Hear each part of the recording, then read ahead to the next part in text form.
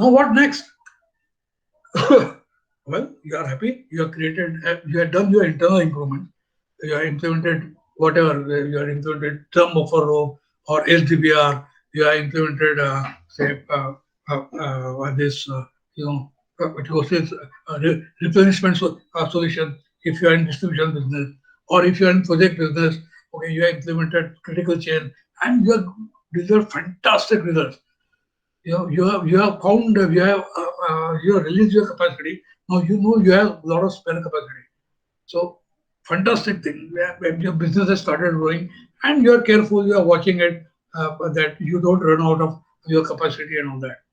So what next?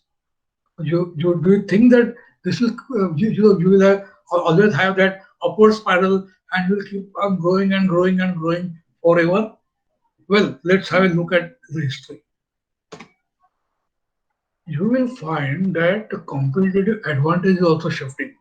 As you grow, your competitors will change because you are in certain range of competitors. You grow phenomenally. Your revenues are double. So maybe your spectrum of customers also has increased. So your competitors also have are different now. So like competition itself, competitive advantage may move. For any company in any industry, the key is not to get stuck with a single simple notion of its source of advantage. I have this advantage, nobody can do it. Well, what is the history of shifting competitive advantages? I'm saying so that it may change. So on what basis am I saying?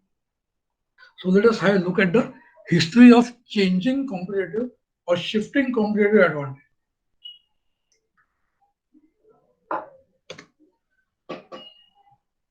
In the period immediately following World War II, Japanese companies used their low labor cost to gain entry to various industries.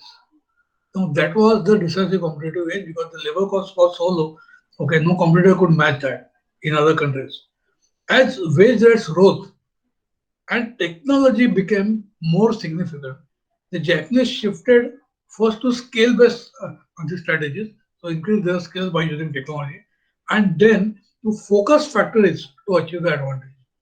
See the shift from low labor cost advantage to scale advantage, technology advantage, and then focus factory advantage.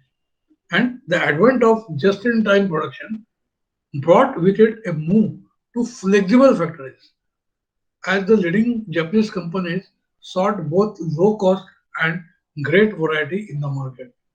See how the competitive advantage has shifted. And now, today, the decisive competitive advantage is time.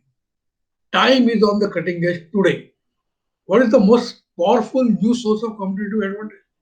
Managing your time in production, new product development and introduction, distribution, whatever projects or whatever that you do, time has become the essence. So cutting edge Japanese companies today, they are capitalizing on time as a critical source of competitive edge.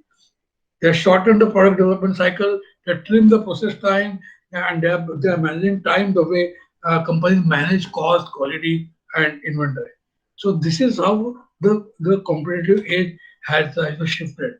As a strategic weapon, time is equivalent to money, productivity, quality, and even innovation.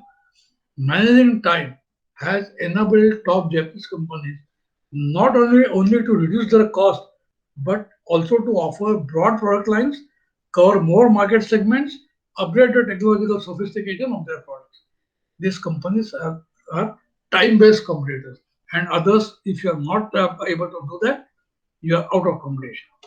So, in summary, the competitive advantage has shifted from low labor cost to scale, from scale to focus factories, from focus factories to flexible factories, and from flexible factories to time. Now, what could be the future competitive edge? What could be? Honestly, I don't know. This is what we have to figure it out. Maybe we have to imagine, maybe we have to understand. Now look at our today's situation created by COVID-19.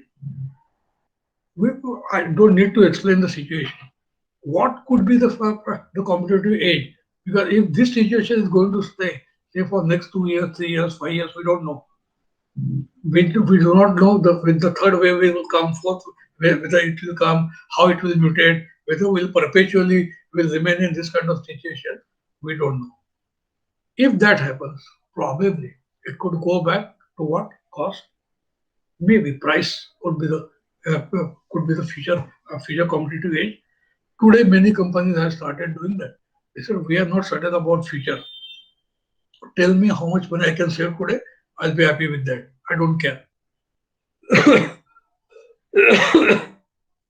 So the point is, fine. Understand your customers, understand your capabilities, which are today and which could be. Understand the pain points created by you. Create mafia offer, sell it well, get benefit your customers. You also benefit. You grow and grow, but keep an eye on the future of the competitive age.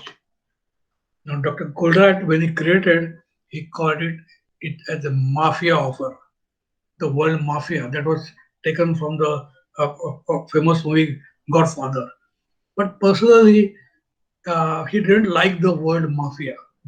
So he scrapped that and he started calling it as unrefusable offer.